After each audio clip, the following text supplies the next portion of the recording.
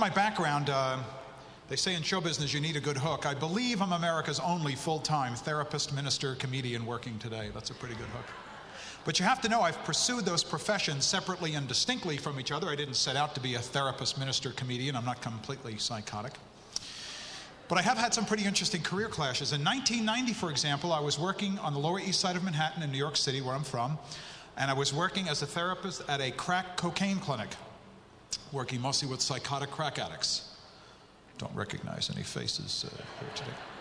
And then at night, I was the MC and performing regularly at the comic strip and the improvisation in New York City. I was doing stand-up comedy at night. The comedians used to say, "You must get great material from your day job." But if you think about it, the environments were so shockingly different. I could think of nothing from one that helped me in the other.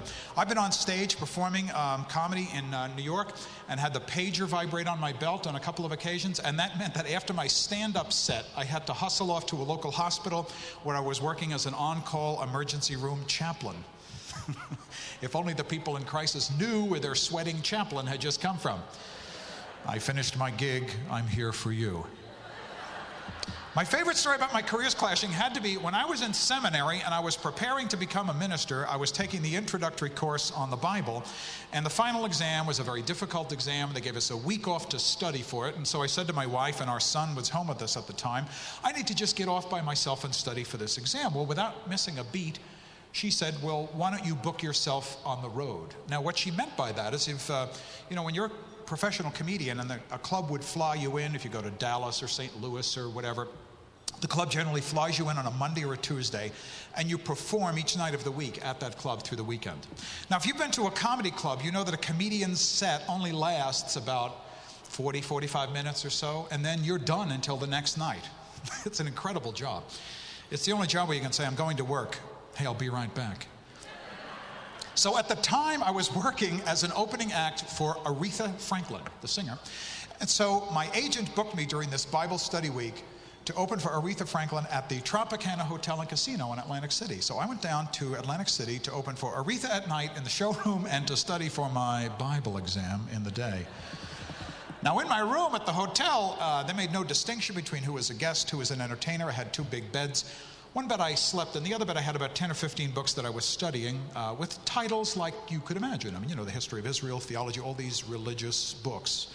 Well, the woman cleaning my room was giving me these kind of frightened looks, and I said to her, is something wrong? And she looked at the books and she said, I've seen every system for gambling there is, but that is really sick. She thought I was using some bizarre biblical technique to gamble. I think I confused her more when I said to her, oh no, you don't understand, I'm studying to be a minister and I'm here to study for my Bible exam. Yeah, at the Tropicana Hotel and Casino. What kind of a whacked out denomination are you part of? When you shake my background together, for years I was the spokesman for Nick at Night and had a TV show in LA called The Other Side. And I had this diverse set of careers in media and in stand-up comedy and as a therapist. And I just grew this to look a little bit more like Freud. But actually, if you shake it all together, I really became an expert in popular culture. That's what I do interviews on the radio or TV for, is pop culture. We know a lot more about pop culture than sometimes we believe. In your business, I mean, it is imperative because you are not doing your business in a vacuum, and it's not only about the technical specifics of your industry. It's about engaging other people and knowing what's hip and what's in and what's out, and we know a lot about popular culture. Even if you consider pop culture something you keep yourself arm's length from, we know a lot about it. Do you remember the show The Jetsons? What was the father's name on that show? That's right, meet George Jetson, Jane, his daughter, his boy. What was the dog's name? And how did he speak? Listen to yourselves. Leaders on the cutting edge of your complex industry can actually speak like Astro the dog on command. Okay, without having to think about it, rattle off the names of the 9 members of the United States Supreme Court. Go. Don't know? Don't care.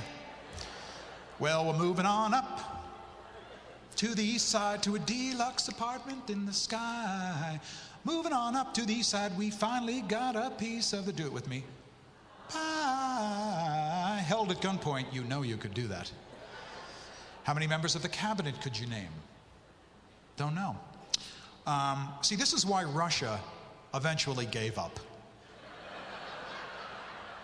You mean to tell me they can speak like Astro the dog and they know nothing of the government? We quit. We cannot compete with this.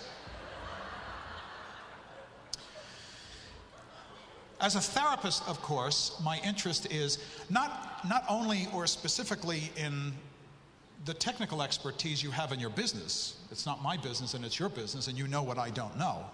And what you do amazes me, who's outside your window of expertise. But my interest is in how people are reacting to the rigors of their living right now. You know, just after September 11th, I spoke to the Lockheed Martin Corporation, the big defense contractor down in Virginia. And the fellow who spoke just before me was James Woolsey. Do you ever hear of him, James Woolsey? He was the former director of the CIA.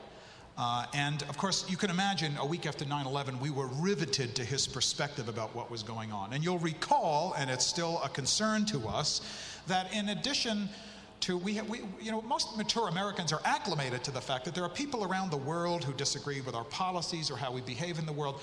But this event really shook us because it really drove home the animus that people seem to feel toward us as people. And Woolsey said, in many parts of the world, we are perceived as a corrupt culture. Our popular culture is perceived as corrupt. We're perceived as people who are self-absorbed, grotesquely materialistic, and kind of flaky. Self-absorbed, materialistic, and flaky. Yeah, that's us, Not us, others, the people out there. It's sort of a stinging indictment about us, and most of us, I think, have a sense that, in fact, our culture is complicated, but most of us would reject or rebuff that idea that we're,